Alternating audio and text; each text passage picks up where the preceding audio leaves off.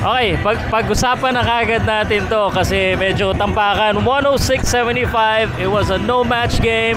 It was Magnolia from the first quarter to the fourth quarter. Ang napansin ko lang, walang shot masyado sa loob yung Converge. I think it's not by choice because maganda ang depensa ng Magnolia sa loob po, no? So, if I look at here, so kanina wala kasi ako stats. Kanina, si Calvin Abueva yung nandoon, si Calvin Abueva, ini-interview si Calvin, si best player. Calvin Abueva, I think scored maybe 14 points. Yeah, 14 points. Si Halalon 14 points. Sanggalang nagmamaw siya sa bandang last quarter.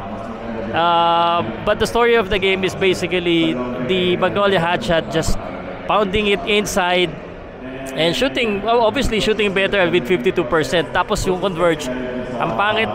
Ito yung problema pag hindi ka na makashoot sa loob, hindi ka na makagawa ng play because it's broken, hindi ka pa makashoot sa labas. So, an ugly shooting of 36% for the Converge. At 0-5 na po ang Converge, no? So, sila na ang pinaka-bottom ngayon. Medyo malalim-lalim na to. So, I don't know what's happening with Converge. At pakita ko lang sandali si Calvin. Ayan. Si Calvin Abueva na doon. Anyway, ano ba? Magaling talaga yung magaling yung Baroka. Maganda yung Baroka, Halalon, and Abueva. And maganda lahat ng nilaro. And then of course si Sanggalang.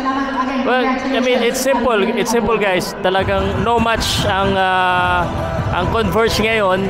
Well, for the season already, medyo hindi talaga maganda pinapakita ng Converge. So I don't know what's next for them. It seems like they don't have sense of urgency sa totoo lang at medyo well, again, I'll be honest with you, first time I've seen them live, itong Converge, medyo out of shape po yung si Rania lang yung talagang shape pero yung dalawa hindi ko nababanggitin, medyo out of shape na, under height pa, out of shape talaga. Talagang kinakain lang sila sa loob ng kanilang kalaban. So talagang no match, no mass. And Magnolia is just the better team. There's nothing else to say. Ano ba? Yun.